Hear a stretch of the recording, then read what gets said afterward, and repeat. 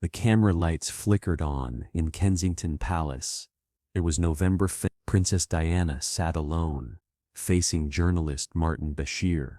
In 45 minutes, she would speak 22 words that would detonate the British monarchy from within. But no one at Buckingham Palace knew it was happening. Now, you will hear the part of the story no one ever truly understood.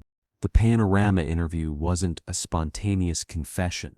It was a carefully orchestrated act of rebellion, planned in absolute secrecy for months. Diana had reached her breaking point. For 14 years, she had played by the palace's rules. Smile for the cameras, never complain, never explain, suffer in silence. Those rules had nearly destroyed her. Now, she was going to break every single one of them on national television. The seeds of this catastrophic moment were planted years earlier, in the smoking ruins of Diana's marriage. By 1995, she and Charles had been separated for 3 years, divorced in all but name. The palace machinery had worked tirelessly to control the narrative, painting Diana as unstable, emotional, difficult. Anonymous sources, clearly palace insiders, leaked stories portraying her as mentally fragile, unsuitable for royal life, a problem that needed managing. Diana watched this character assassination unfold in newspapers. Every morning, she had no official voice, no platform, no way to defend herself within the system. The institution that had promised to protect her was now systematically dismantling her reputation. She felt trapped, silenced, erased. The panic attacks intensified. The bulimia returned. She was drowning, and the palace was holding her underwater. But Diana possessed something the monarchy hadn't anticipated. She understood modern media in ways they never could. Imagine the pressure building inside Diana during those months before the interview. She knew what she was about to do was unforgivable, in royal terms. Speaking directly to the press, without palace approval, about intimate family matters, it violated every protocol, every unspoken rule of royal life. She would be accused of betrayal, of damaging the institution, of hurting her son's future. The palace would retaliate with everything they had. She decided to do it anyway. The approach came through Martin Bashir, a relatively unknown BBC journalist with ambitious plans. He contacted Diana's brother, then Diana herself, promising her something revolutionary, an unfiltered platform to tell her own story, in her own words, without palace handlers editing every syllable. No pre-approved questions. No royal press secretaries hovering nearby. Just Diana speaking directly to the British people. Diana was intensely suspicious at first. She had been burned by journalists before, had her words twisted, her trust violated. But Bashir was persistent, and crucially, he promised complete control over the content. Diana could say anything, everything. The palace wouldn't even know it was happening until it aired. The planning began in absolute secrecy. Diana met with Bashir clandestinely over several weeks, always away from Kensington Palace staff, who might report back to Buckingham Palace. They discussed questions, topics, boundaries, though Diana made clear she wanted very few boundaries. This was her moment to speak truth, regardless of consequences. Bashir, sensing journalistic gold, encouraged her candor. The interview itself was filmed in Diana's sitting room at Kensington Palace on a Sunday afternoon when most staff had the day off. The few remaining were told a routine documentary was being filmed. The BBC crew arrived discreetly. No press announcement, no palace notification. Diana wore a simple black outfit with heavy black eyeliner, a deliberate choice that would make her look both vulnerable and defiant.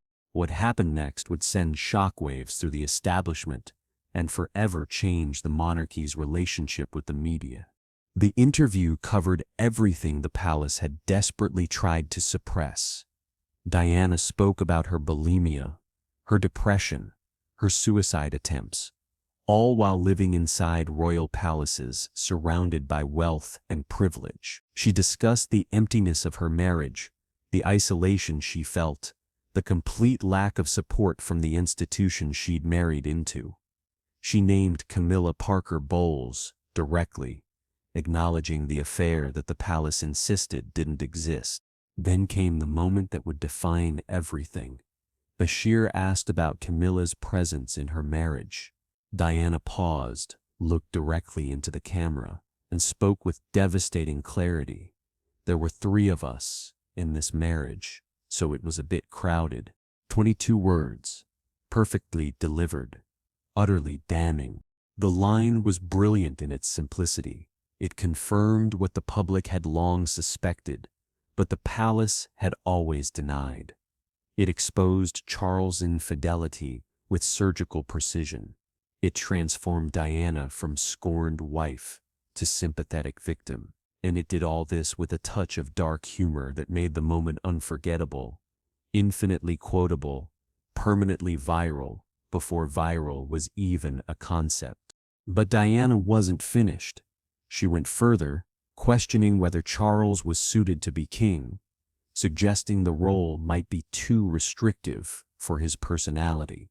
It was unprecedented, a member of the royal family publicly doubting the fitness of the heir to the throne. The constitutional implications were staggering. The BBC scheduled the interview to air on November 20, 1995, without informing Buckingham Palace in advance. This was extraordinary. Normally, any royal-related content would be shared with palace press officers beforehand. The BBC's decision to bypass this protocol signaled they knew exactly how explosive the content was and feared palace intervention.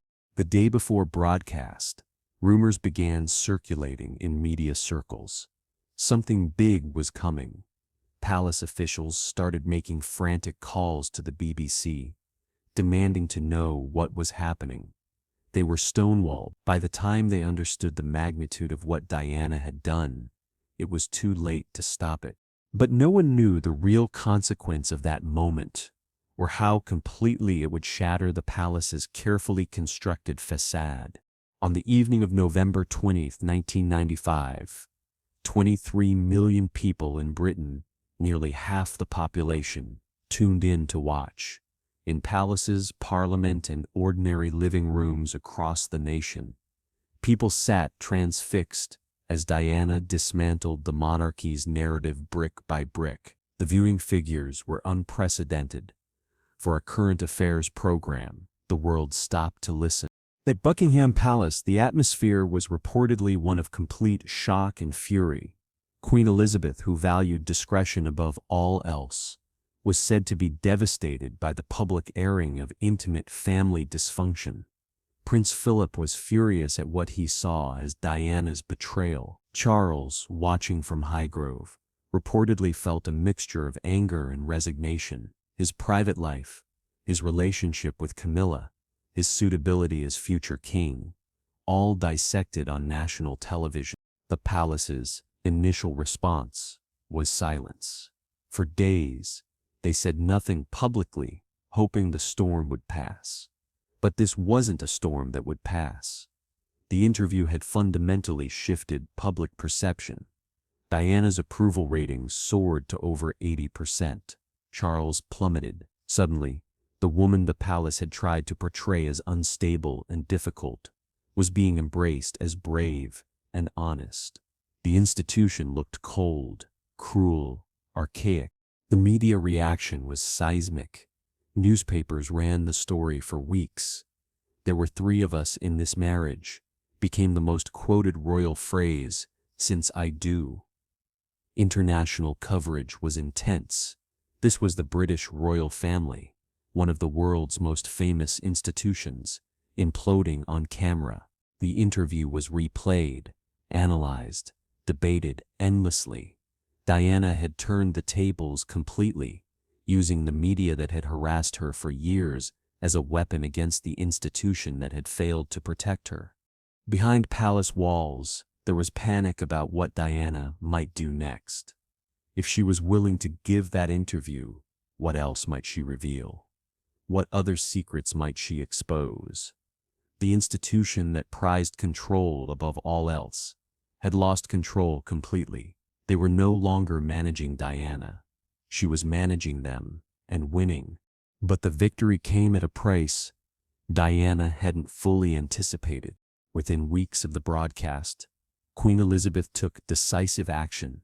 She wrote formal letters to both Charles and Diana, not requesting but effectively demanding they divorce quickly. The interview had made the situation untenable. The monarchy couldn't function with this level of public family warfare. Diana had won the public relations battle but lost the institutional war. The divorce was finalized in August 1996. Diana lost her Royal Highness title, a symbolic stripping of royal status that hurt more than she expected. She had gained her freedom but lost her formal connection to the institution. She was no longer inside the palace walls, no longer under their protection or their control. The interview's impact extended far beyond Diana's personal situation. It fundamentally changed how the monarchy operated. The palace, forced to confront its failures, slowly began modernizing its approach to media, mental health, and family dynamics. The institution learned, painfully, that complete control was no longer possible in the modern media age. Transparency, or at least the appearance of it, became necessary for survival. For Charles, the damage was profound and lasting. His relationship with Camilla, exposed so publicly, took years to rehabilitate in public opinion. His image as future king was severely tarnished. Even decades later, questions raised in that interview lingered. Was he suited to be monarch? Could he modernize the institution? The interview planted seeds of doubt that never fully disappeared. And what happened next would prove that speaking truth to power carries consequences even when you win. Diana's final year of life was complicated by the interview's aftermath. She had her freedom, her voice, her public support, but she had made permanent enemies within the establishment. Palace cooperation disappeared. Security was reduced. She was on her own in ways she hadn't fully understood when she sat down with Bashir. Less than 2 years after the interview aired, Diana was dead in a Paris tunnel, fleeing paparazzi photographers. The media that she had used so effectively to tell her story had also contributed to the circumstances of her death. The irony was tragic and profound. She had mastered media manipulation to escape the palace, but she couldn't escape the media itself. In the years since, the Panorama interview has been reassessed repeatedly. In 2020, serious questions emerged about how Bashir secured the interview, including allegations he used forged documents to gain Diana's trust. An official inquiry in 2021 found Bashir had indeed used deception, leading the BBC to issue formal apologies. The interview's legitimacy was called into question, though its content and impact remained undeniable. Diana's sons, William and Harry, both expressed anger about how their mother was manipulated into giving the interview during a vulnerable period. William stated publicly that the interview contributed to his parents' relationship breakdown and his mother's subsequent paranoia. The triumphant moment of truth-telling was reframed as exploitation, yet the interview's central revelations remain factual. Charles was having an affair with Camilla. Diana was suffering mentally and emotionally without institutional support. The marriage was empty. These truths didn't change regardless of how the interview was obtained. The British monarchy survived the interview, but it was fundamentally altered by it.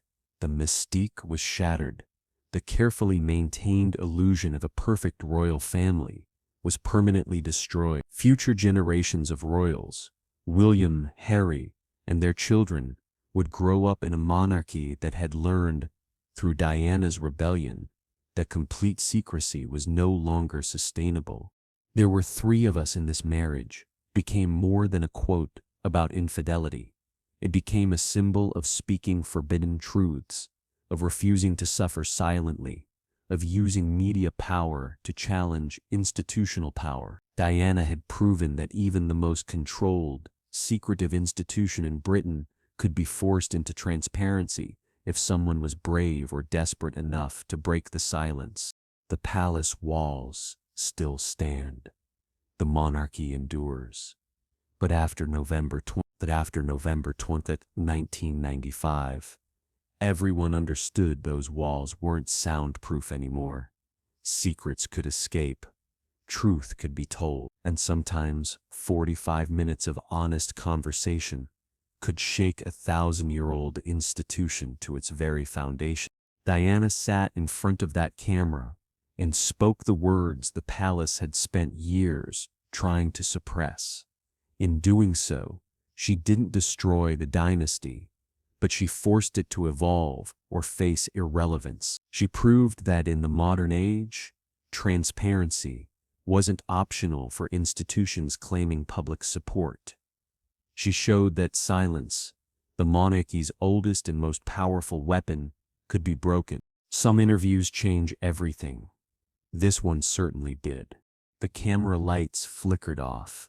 Diana removed her microphone. In palaces across London, phones began ringing frantically. The monarchy would never be the same. Neither would Diana. The dynasty survived, but its unquestioned authority died that November evening, killed by 22 carefully chosen words from a princess who refused to stay silent anymore.